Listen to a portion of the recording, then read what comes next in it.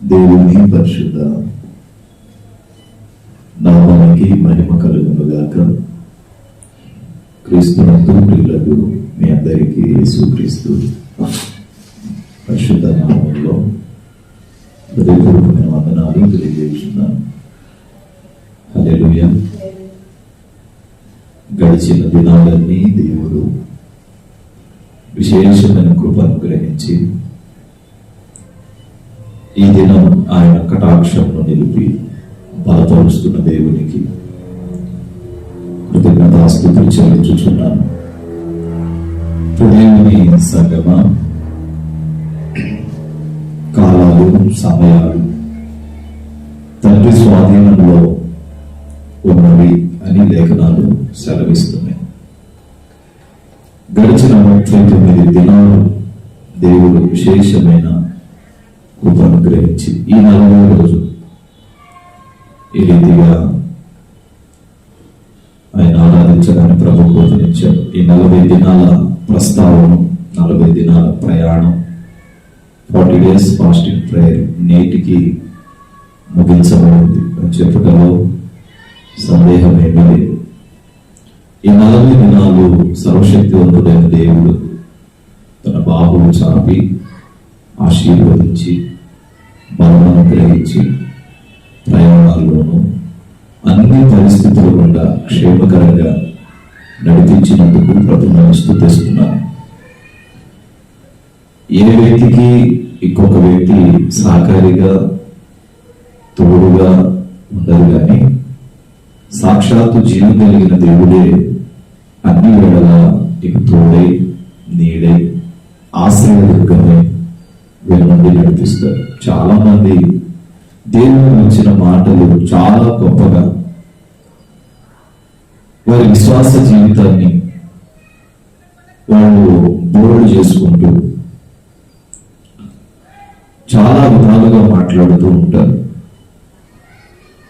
కానీ ఒక సావుకుడుగా నేను మీకు తెలియజేస్తున్నటువంటి మాట ఏంటంటే, నీవు దేవునితో ఎంత సమీపంగా ఉంటావో దేవునికి అంత సమీపంగా ఉంటాడు.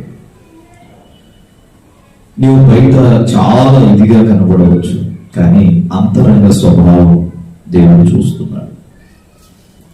మనుషులకు కనబడేవాడు దేవునికి మరుగైపోతాడు. దేవునికి మరుగైన వాడు, దేవునికి కనబడేవాడు మనుషులకు మరుగైపోతాడు. ఈరోజు నీవు మనుషులకు కనబడుతున్నావేమో, మనుషుల మన్ననల కొరకు ఉన్నావేమో. నీవు దేవునికి కనబడట్లేదు, నువ్వు దేవుని సన్నిధిలో కనిపించట్లేదు. వాక్యం అదే అంటది, ఎవరైతే ఆయనను స్తుతించి గణపరిచి ఆయన ముఖ దర్శనాన్ని చేస్తారో వారి జీవితాల్లో ప్రభు కృపను గ్రహిస్తాడంట. చాలా మంది మనుషులకు కనబడడానికి ఇష్టపడతారు. యేసయ్య ప్రేమ అలాంటిదో తెలుసా? కనిపించని ప్రేమ.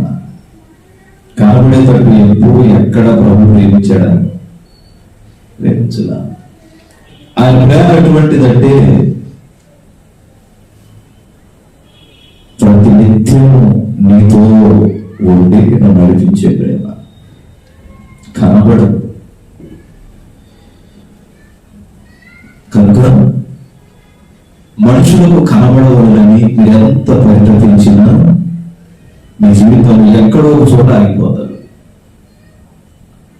దేవునికి కనబడాలి, మనుషులకు కనబడకపోయినా పర్లేదు, మనుషుల మన్ననలు ఉన్నా పర్లేదు, లేకపోయినా పర్లేదు,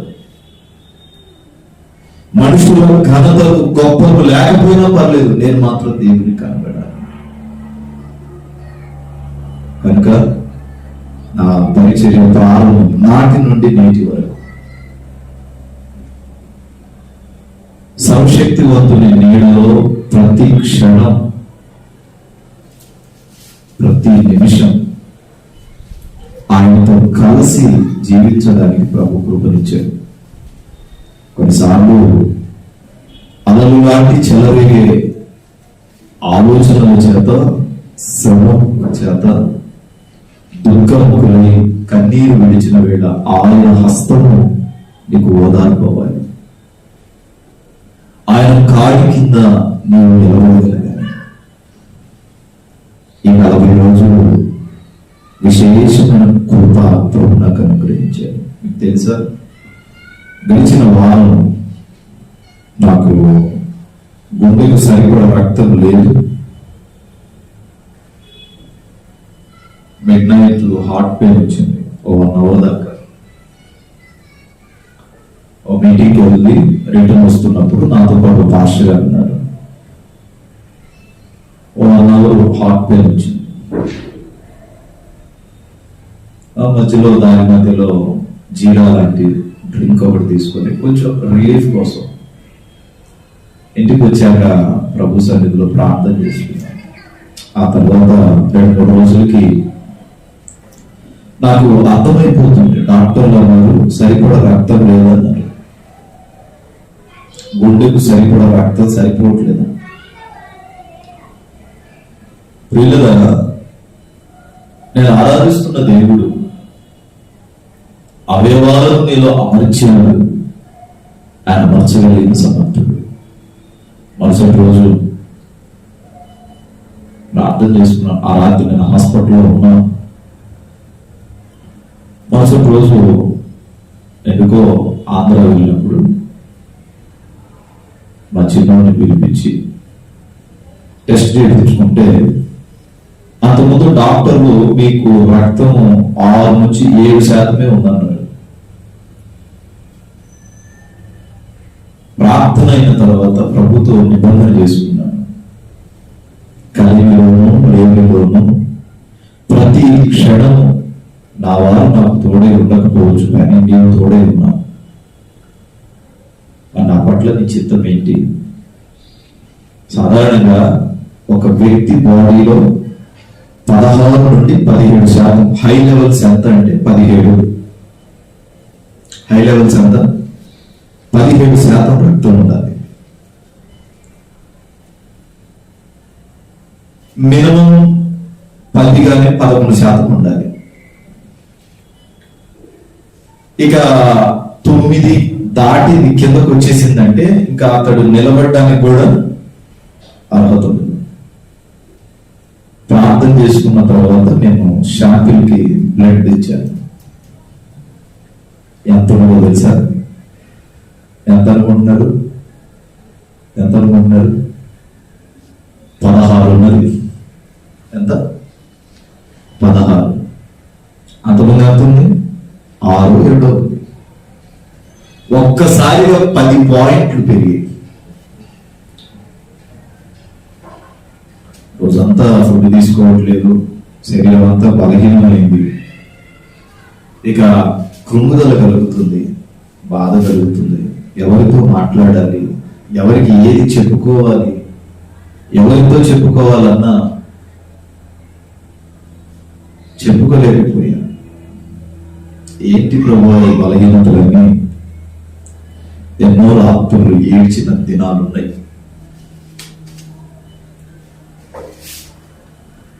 సమీపంగా ఎవరు లేరు, ఎవరితో గుండెల్లో ఉన్న బాధను చెప్పుకోలేదు. చెప్పుకున్నా వాళ్ళు ఎలా స్వీకరిస్తారో తెలియని పరిస్థితి. మరలా వారి ఆలోచనకు అనుగుణంగా స్వీకరిస్తే అది మరలా నాకు అది దుఃఖాన్ని కలిగి చేస్తే మంచిగా ఉండదులే అనుకొని ప్రార్థన చేశానండి. అయిన వాళ్ళ నుంచి, కుటుంబ సభ్యుల నుంచి, అందరి చోట్ల నుంచి తిట్లు వచ్చింది. సమయానికి తినవేంటి అని. కొంతమంది ఉపవాస దినాన్ని విరమించుకోమని కూడా చెప్పారు. ఒక్కసారి నిబంధన పెట్టుకున్న తర్వాత ఆ నిబంధనలో పాలివారై ఉండాలి. చిక్కులు పెట్టే సాతాన క్రియలు కలుగుతాయి. అవి కలిగాయని నిష్ట పాడవకూడదు కదా, దేవునితో ఉడంబడిక పాడవకూడదు. నా ప్రియ దేవుని బిడ్డలారా, 16% పెరిగింది. దగ్గర 2,75,000 నుంచి 3,00,000 దాకా ప్లేట్లెట్స్ పెరిగాయి. ఇది దేవుడు చేసిన అద్భుతం. కనుక ఈ 40 దినాల ప్రయాణంలో దేవుడు ఎన్నో అద్భుతాలు చేశాడు. ఇక రానున్న దినాల్లో కూడా చేయబోతున్నాడు. రాబోతున్న నూతన సంవత్సరం మనకు ఎదురు చూస్తుంది ఆశీర్వాదాలను పంచడానికి. హల్లెలూయా. ఒక పాట పాడుకొని కొద్ది నిమిషాలు నేను వాక్యాన్ని తెలియజేస్తాను. పగలంతా షెడ్యూల్ అంతా టైట్ ఉండే, మళ్ళా తిరిగి మ్యారేజ్ ఉంది. రేపు ఉదయం థ్యాంక్స్ గివింగ్ ప్రేయర్ ఉంటుంది. బహుశా రేపు రాత్రి మినిస్ట్రీ వర్క్ ఉంటుంది.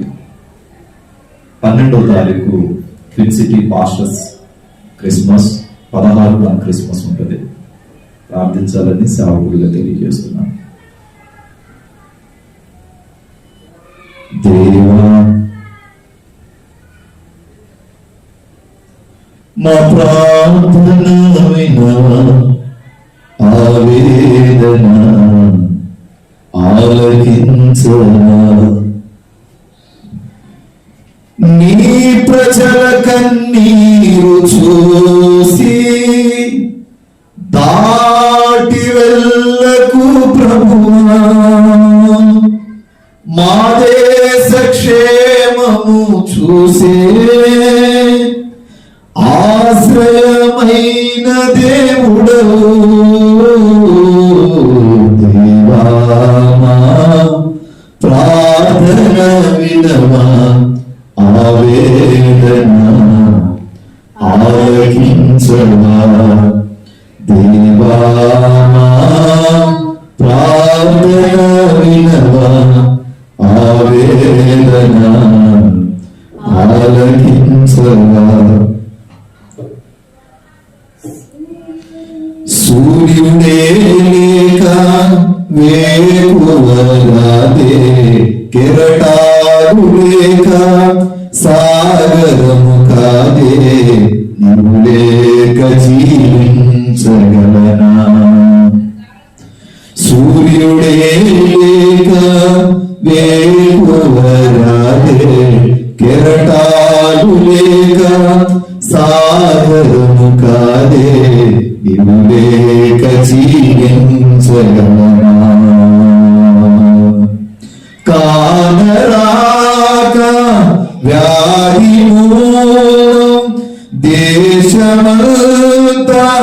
శిలగా మారే, కనుల కాంతి చీకటాయే, దేశ శాంతి మూగపోయే, జనుల కోసం గగనమందే ఘోర శిక్ష భారమాయే, నీవే రావా కన్నీరు చూసి రక్షించుము మా దేశమును. నీవే రావా కన్నీరు చూసి రక్షించుము మా దేశమును. దయచూపవా యేసయ్యా,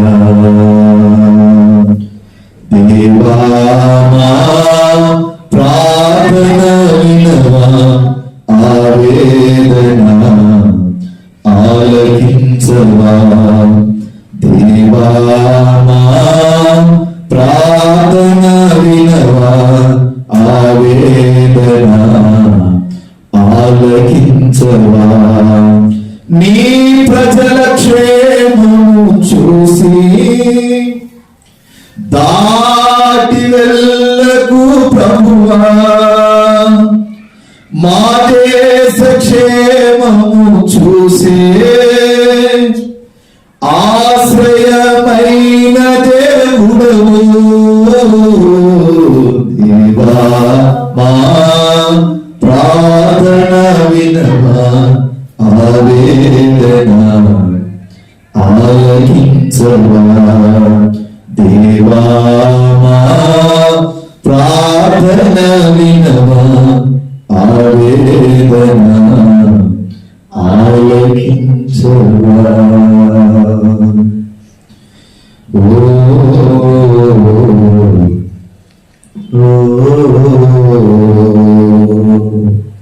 హల్లెలూయా.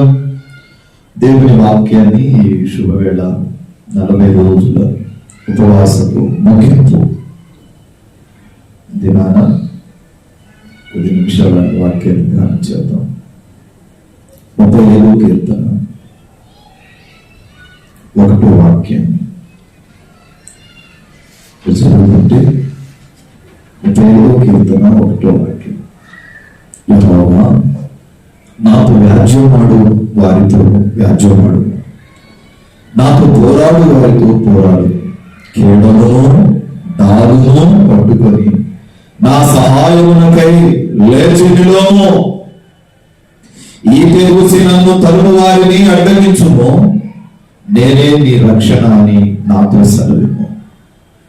మీరు ఇక్కడ గమనిస్తే 10వ వచనం దాకా కొన్ని మాటలు మనకు అర్థమవుతాయి. ఈ పాటల చరణంలో ప్రార్థనను గురించిన కీర్తనగా ఈ కీర్తన పేరు ప్రేయర్ సాంగ్. ప్రార్థనను గురించిన కీర్తన ఈ కీర్తన. 35వ కీర్తనను దావీదు మహారాజు రాశాడు. దావీదు మహారాజు ఈ కీర్తనలో కొన్ని మాటలు తెలియజేస్తున్నాడు. దీంట్లో 3 భాగాలు ఉంటాయి. ఎన్ని భాగాలు? 3 భాగాలు ఉంటాయి. 1 నుంచి 10వ వచనం దాకా, 10వ చరణం దాకా ఒక భాగం. 11 నుంచి 18వ చరణం దాకా 2వ భాగంగా మనం గుర్తిస్తాం. 19 నుంచి 28వ చరణం దాకా 3వ భాగం. దీనిలో ఎన్ని భాగాలు ఉన్నాయి అంటే 3 భాగాలుగా దీన్ని చూస్తాం. ఈ 35వ కీర్తనను కీర్తనకారుడైన దావీదు రాశాడు. అవసరానికి సమీపించినప్పుడు దావీదు ప్రభు పాదాలు పట్టుకొని అడుగుతున్నాడు, నాయనా నన్ను రక్షించు. నాకు వ్యాజ్యమాడు వారు చాలా మంది ఉన్నారు, నీవు మాత్రం వారితో వ్యాజ్యమాడు. నాతో పోరాడు వారు చాలా మంది ఉన్నారు, వారితో పోరాడు. మొదటి భాగంలో మీరు కొన్ని మాటలు గమనిస్తారు. ఏమంటాడంటే, నా తరపున వ్యాజ్యమాడు, నా తరపున పోరాడుము, నా తరపున లేచి నిలువుము, నా తరపున అడ్డగించుము అంటాడు. 1 నుంచి 10 చరణాల్లో 10 మాటల్లో ఈ 4 ముఖ్యమైన మాటలుగా మనం చూస్తాం. దేవుని సంగమా, మీరు ఇక్కడ గమనిస్తే ఏమంటాడు? దేవుడు ఎందుకు వ్యాజ్యమాడాలి? దేవుడు ఎందుకు నీ పోరాటములకు తగిన నీవు పోరాడుతున్న వారిని ఆయన ఎందుకు పోరాడాలి? నిన్ను అడ్డగిస్తున్న వారిని ఆయన ఎందుకు అడ్డగించాలి? నీ పక్షముగా దేవుడు ఎందుకు నిలబడాలి? అసలు ఈ ప్రార్థనా కీర్తన ఎందుకో ప్రార్థనలో కూర్చున్నప్పుడు దేవుడు ఈ కీర్తనను తెలియవచ్చాడు. ఆయనతో కొద్ది సమయం గడుపుతున్నప్పుడు ఈ కీర్తన మీరు చదువుకుంటే చాలా విషయాలు మనకు తెలుస్తుంది. నా ప్రాణము తిరుగు వారికి సిగ్గుయు అవమానము కలుగును గాక, నాకు కీడు చేయవారు ఆలోచించువారు వెనుకకు మళ్లింపబడి లజ్జపడుదురు గాక.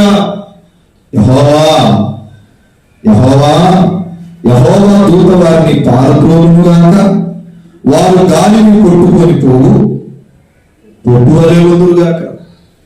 యెహోవా దూత వారిని తరుమును గాక, వారి త్రోవ చీకటి అయి జారుడుగా ఉందును గాక.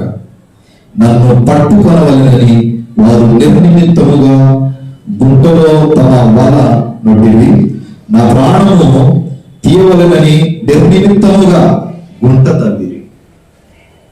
8 వారికి తెలియకుండా చేటు వాని మీదకి వచ్చును గాక, తాను ఒడ్డున వలలో తానే చిక్కబడును గాక, వాడు ఆ చేటులోనే పడును గాక. అప్పుడు యెహోవా యందు నేను హర్షించుచున్నాను, ఆయన రక్షణను బట్టి సంతోషించుచున్నాను. అప్పుడు యెహోవా నీ వంటి వాడెవడు? మించిన బలము గల వారి చేతి నుండి దీనులను దోచుకుని వారి చేతి నుండి దీనులను దరిద్రులను విడిపించువాడు నీవే కదా. నా ఎముకలన్నీ చెప్పుకోను దీన స్థితిలో నుండి దరిద్రపు స్థితిలో నుండి లేవనెత్తువాడు నీవే. హల్లెలూయా. చాలా చక్కటి కీర్తన. నన్ను రక్షించు. దావీదు ప్రార్థన చేస్తున్నాడు. మొదటి 2-3 వచనాలు చూస్తే, యెహోవా నన్ను రక్షించు.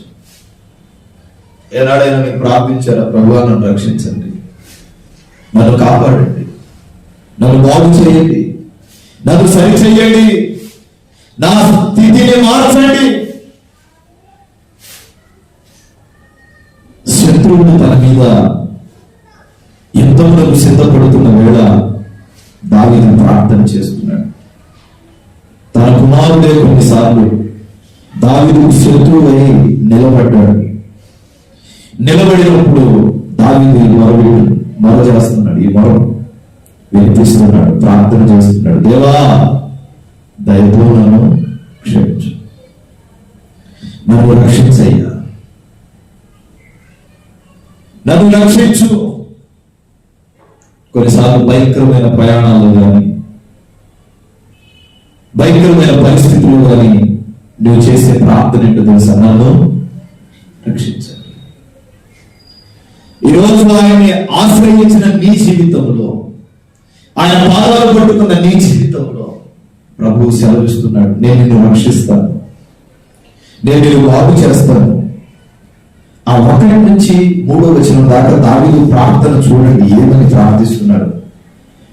నాతో వ్యాజ్యమాడు వారితో వ్యాజ్యమాడుము, నాతో పోరాడు వారితో పోరాడుము, కేడమును డాలును పట్టుకొని నా సహాయములకై లేచి నిలువుము, ఈక దూసినను తరుము వారిని అడ్డగించుము, నేనే నీ రక్షణ అని నాతో చెప్పు నాయనా,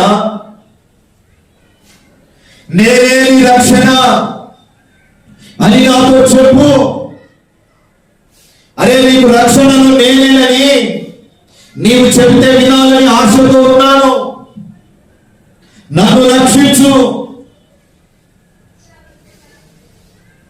దివారాత్రములు నాతో యుద్ధం చేసి పోరాడుతున్న వారితో నా ఎదుట నీవు నిలబడి పోరాడు.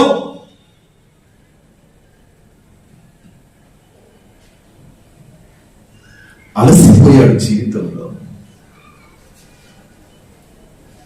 కీర్తన కళాకారుడేనండి దావీదు. ఎన్ని కీర్తనలు రాశాడు. సరిగా తల్లి ప్రేమ తెలియదు, తండ్రి ప్రేమ తెలియదు. గొర్రెలు కాసుకునేవాడిని దేవుడు తీసుకొచ్చి రాజుగా చేశాడు. అది మన క్రొత్త పాటలో ఈ చరణం పెట్టాం. గొర్రెలను కాసే దావీదును రాజుగా చేసింది నువ్వే కదా. గొర్రెలు కాసుకునే దావీదును రాజుగా చేసింది నువ్వే.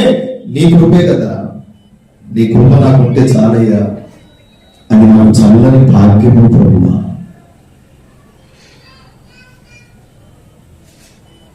ఆయన కార్యములు ఆశ్చర్యములు, ఆయన చర్యలు ఉపదేశములు గంభీరములు, ఆయన కటాక్షము వర్ణనాతీతం.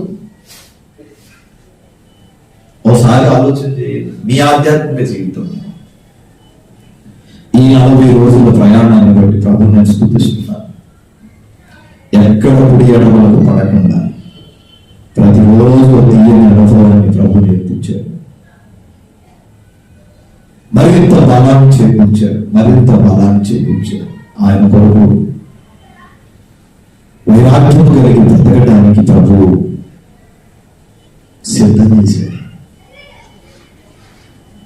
రేపటి నుంచి మరి 12వ తారీఖు నుండి 100 రోజుల అరుణోదయ ప్రార్థన ఉంటాయి. ఉదయాన్నే వర్షం గారు ఉదయాన్నే 4 గంటల నుండి 6 గంటల 30 నిమిషాల వరకు 6 గంటల వరకు 100 రోజుల ప్రార్థన. స్తుతులు ఉంటుంది, 2 పాటలు ఉంటాయి, ఇంకా ఒక 5 నిమిషాలు దేవుని వాక్యం, ప్రార్థనలు ఎక్కువ ఉంటాయి. దేశం కోసం, సంఘాల కోసం అరుణోదయాన్ని లేసి వేకువ జామున నువ్వు అర్పించే ఆ స్తుతి ప్రభు వింటున్నాడు. ప్రారంభంలో 50 రోజులు చాలు అనుకున్నాను నేను, కానీ దేవుని మహాకృపను బట్టి 100 రోజులు ఆయన పాదాలు పట్టుకొని ఈ జీవితాన్ని అనుభవించిన ఆ దేవుడికి, ఈ బ్రతుకు స్థిరపరిచిన ఆ దేవుడికి వినయ మనస్సులో ప్రార్థించేది. నీ గుండెలో ఏ బాధ ఉందో, మనుషులకు చెప్పుకోలేని ఏదైనా సమస్యలు శ్రమలు ఉన్నాయో, సంవత్సరంలో తలపడి దేవుని కార్యకులు ఎదురు చూస్తున్నారేమో, ఈ 100 రోజుల ప్రార్థన అయ్యే సంశక్తివంతులైన దేవుడు తన బాబు చాపబోతున్నాడు.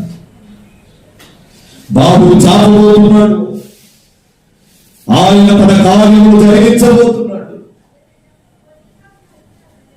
ఈ ప్రయాణం ప్రభుని కలుసుకోవడానికి ప్రతిరోజు అండి, ఒక్కరోజు కాదు, 2 రోజులు కాదు, 1 రోజు 2 రోజులు ప్రారంభించి ఆపివేసే దినచర్య కాదు. ప్రతిరోజు అరుణోదయాన్ని లేసి ప్రభుని స్తుతించడానికి, ప్రభుని ఆరాధించడానికి ఒక గ్రూప్ క్రియేట్ చేయడం జరుగుతుంది. ఉదయాన్నే 4 గంటలకి ఆన్లైన్ ఆఫ్లైన్ ప్రార్థన జరుగుతుంది. కనుక పాల్గొనండి, ప్రభు సన్నిధిలో కలిసి ప్రార్థించేద్దాం.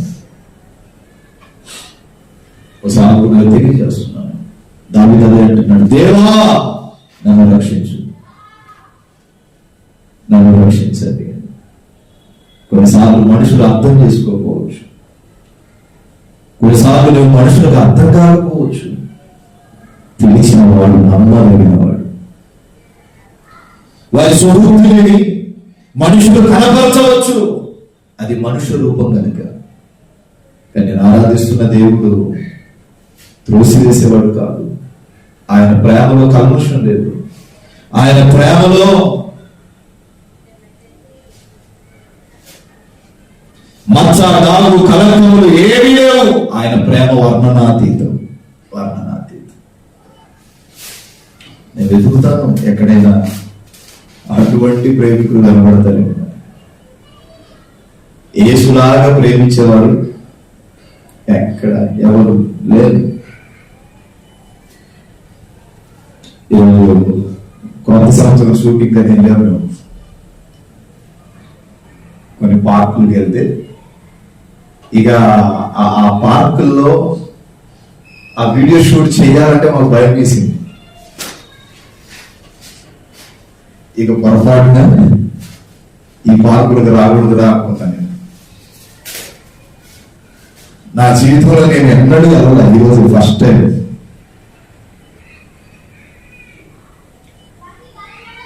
ప్రార్థన చేస్తున్నాను. ఎందరో నశించిపోతున్నారు, ఎందరో నరకానికి వెళ్ళిపోతున్నారు. నేను ఆరాధిస్తున్న దేవుడు వారందరినీ మార్చి తన తనముట్టుగా మార్చుకోబోతున్నాడు. హల్లెలూయా. అందుకే దావీదు ప్రార్థన చేస్తున్నాడు, దేవా నన్ను రక్షించయ్యా. నీవు రక్షిస్తే నేను రక్షింపబడతాను, నీవు రక్షిస్తే నేను రక్షింపబడతాను, నీవు ఆదరిస్తే ఆదరించబడతాను, నీవు బాగు చేస్తే బాగవుతాను. నీ కటాక్షను నిలబడి, నీ కరుణను నిలబడి, నీ కృపను నాకు అనుగ్రహించండి. నీ కృప నాకు తోడైంచు నాయన. నేను చెల్లిపోకూడదు, సమస్యలకూడదు, నా జీవితం ఇంతేనా అని నేను కుమిలిపోవద్దు. నేను తీర్మానం తీసుకున్నాను, బ్రతికితే దేవుడి కొరికే, మనుషుల కొరకు, మనుషుల ప్రేమల కొరకు ఎంత బ్రతికినా చివరకు సున్నా.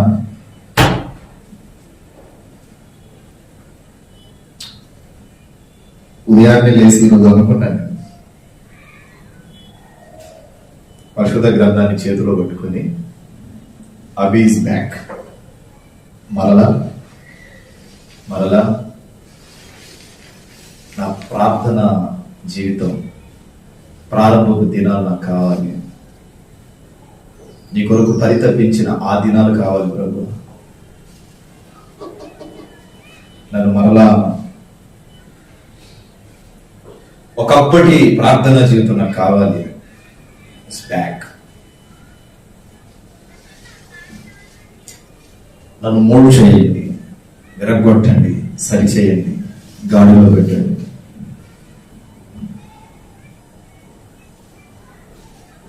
దావీదు అదే అంటున్నాడు, దేవా నా జీవితం అయిపోయింది అనుకుంటున్నాను, కానీ ఒక్కసారి నిన్ను కలుసుకొని నీతో మాట్లాడి నీ సన్నిధిలో గడిపి తీర్మానం చేసుకుందాం అనుకుంటున్నాను. ఏమంటావు అయ్యా? నన్ను రక్షిస్తావా?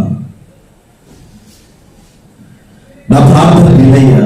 నాతో వ్యాజ్యం ఆడేవాళ్ళు చాలా మంది ఉన్నారు, నాతో పోరాడేవాళ్ళు చాలా మంది ఉన్నారు.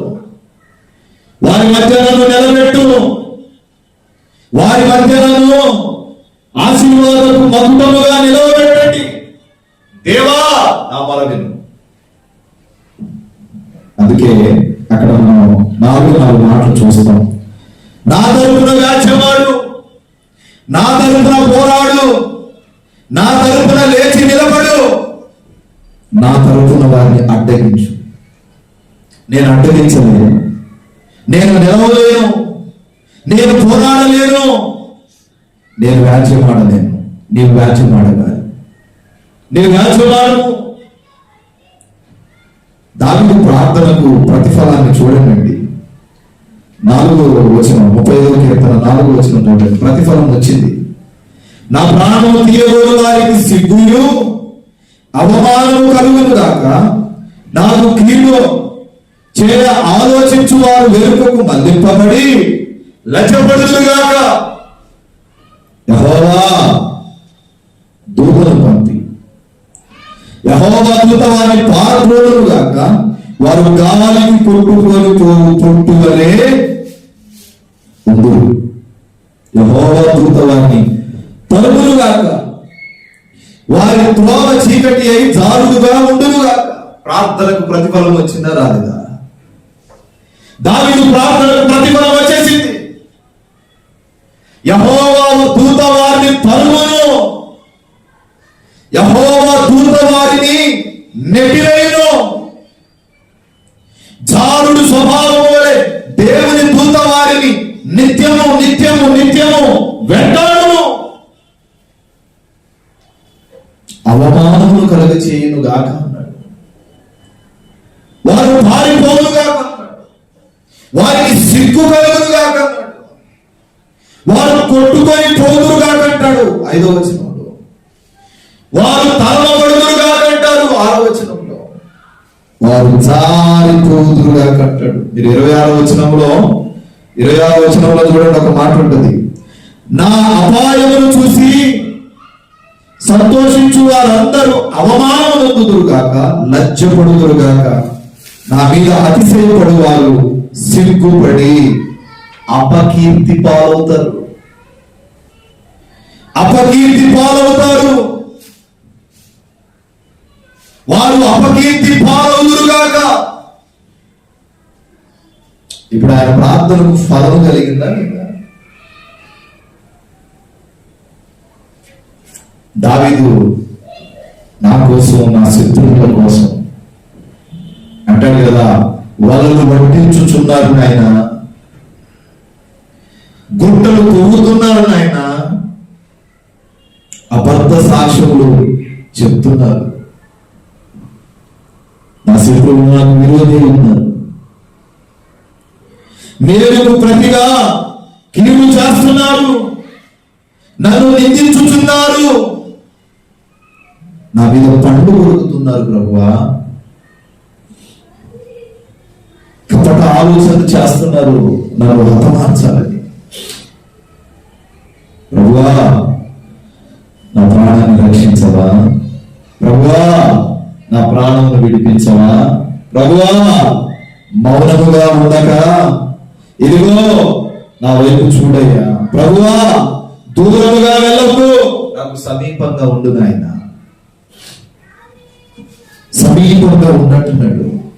యెహోవా అది నీకే కనబడుచున్నది కదా, మౌనముగా ఉండవద్దు. వాడు ఏం చేస్తున్నారు నువ్వు చూస్తున్నావుగా, కనుక నువ్వు మౌనంగా. మీరు చూడండి ఏమంటున్నాడు 17వ వచనం చూడండి. 17వ వచనం, ప్రభువా నీవెన్నాళ్ళు చూచుచూ ఊరకుందువు, వారు నాశనము చేయకుండా నా ప్రాణమును రక్షించు, నా ప్రాణములకు సింహముల నోట నుండి విడిపించు. నన్ను విడిపించయ్యా, విడిపించు. ఏమన్నాడు? నా ప్రాణాన్ని రక్షించు, నా ప్రాణాన్ని విడిపించు.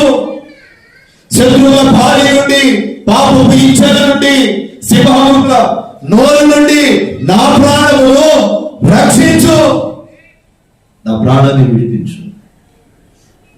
నాయనా నువ్వు చూస్తున్నావు, ఎంతకాలం చూస్తావు? నాకున్న ఈ దీన స్థితి నుండి, నాకున్న ఈ దరిద్రత నుండి నన్ను రక్షించు, నన్ను రక్షించు. 22వ వచనంలోకి వచ్చేసరికి మళ్ళా మాట అంటాడు చూడండి. ఇదిగో వాళ్ళు ఏం చేస్తున్నారో నువ్వు చూస్తున్నావుగా, అది నీకు కనబడుచున్నది కదా, మౌనంగా ఎందుకున్నావు? మౌనంగా ఉండవద్దు, నాకు దూరముగా ఉండకయ్యా. 23, 24, 25 వచనాలకు వచ్చేసరికి ఒక మాట అంటాడు, నాకు న్యాయము తీర్చుటకు మేలుకొను ప్రభువు, నాకు న్యాయం తీర్చడానికి మేలుకు. నా దేవా, నా ప్రభువా, నా పక్షమున వ్యాఖ్యమాడుటకు నీవు లే. నా దేవా, నీ నీతిని బట్టి నాకు న్యాయం తీర్చయ్యా, నన్ను బట్టి వారు సంతోషించుదురు గాక. ఆహా, మా ఆశలు తీరదని మనసులో వారు అనుకుంటున్నారు. దయతో వారిని మిలిగివేయునని వారు చెప్పుకొనుచున్నారు. ప్రభువా నాకు న్యాయం చేయి నాయన, నాకు న్యాయం చేయి. గుండెల్లో వేదన పెట్టుకున్నాడు, రోధిస్తున్నాడు, ఏడుస్తున్నాడండి. ఎవరైనా కన్నీరు కాచి ప్రార్థన చేశారనుకో, పక్కన చులకన, అమ్మో ఎన్ని కష్టంలో కార్చేసిందయ్యా 2 బొట్టులు కన్నీళ్ళు అంటారు. మీకు తెలుసా వాక్యం ఏమంటది? నీ కన్నీళ్ళు నా బుడ్డిలో, నీకు కనబడకపోవచ్చు, ఆ కన్నీడు నీకు అర్థం కాకపోవచ్చు, కానీ నేను ఆరాధిస్తున్న ప్రభు అంటున్నాడు, నీ కన్నీడు నా బుడ్డిలో దాచాను, అది కౌగిటిలో అమర్చాను.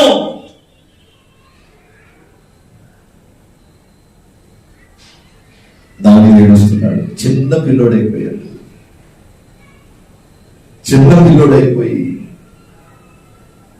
ప్రభు పాదాలు పట్టుకుని ఏడుస్తున్నాడు. ప్రభు దగ్గరకు వచ్చేసరికి చిన్న పిల్లోడైపోవాలి. నాకు పీజీ ఉంది, పిహెచ్డి ఉంది, నాకు వాక్చాతుర్యం ఉందని బడాయి కొట్టకూడదు. ఆయన దగ్గరకు వచ్చాక ఆయన పాదాలు పట్టుకున్నప్పుడు నువ్వు చిన్నవాడివి ఇంకా. వాక్యం అంటది, దావీదు ఏడుస్తున్నాడు, దేవా నాకు న్యాయం చేయి నాయన, నాకు న్యాయం చేయి, నాకు న్యాయం చేయి ప్రభు. వాళ్ళు నాకు తిరుగుబాటు చేస్తున్నారు, వాళ్ళు నాకు ఎదురై నిలబడుతున్నారు. నువ్వు సహాయం చేస్తానన్నావు కదా, నాతో మాట్లాడేవా? ఈ సహాయం కొరకు వచ్చాను ప్రభువా, నాతో మాట్లాడు. మనుషులు పైరూపాన్ని చూస్తున్నారు. ఏనాడు నేను నీ పాదాలు పట్టుకుని ఏది అడగలేదు. నాకు సహాయం చేయి, నాకు న్యాయం చేయి ప్రభువా. నన్ను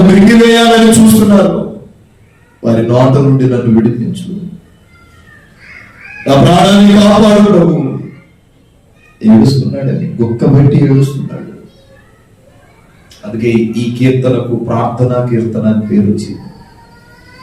దాని లోతులో దాగి ఉన్న ఆ కన్నీటి గోడంతా దేవుడితో చెప్పుకుంటున్నాడు. ఈ 40 దినాలు విశేషమైన దేవుని కటాక్షము నీ మీద నా మీద కలిగింది.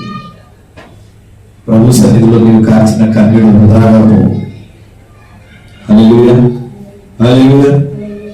కనుక వినయ మనస్కులే ప్రభు పాదాలు పట్టుకొని ఓ సమర్పణ కలిగి ప్రార్థన పెడుతూ దేవుని రక్షించడానికి తన బాబును చాపుతున్నాడు.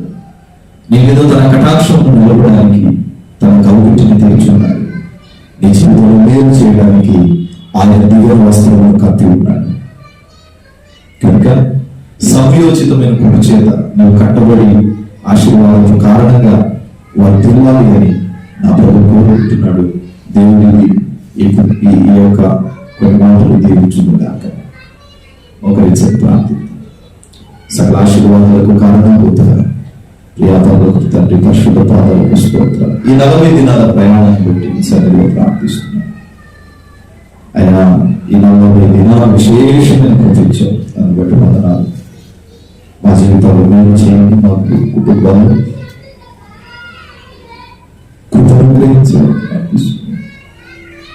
సహాయం చేయాలి. దేవాంశలు ఎరిగిన దేవుడు నమ్మరాలను ఇస్తున్నవాడు. వారు న్యాయం చేయమని ప్రార్థిస్తున్నాను. ఇవ న్యాయస్థుడమైన దేవుడు కాదు ప్రభు.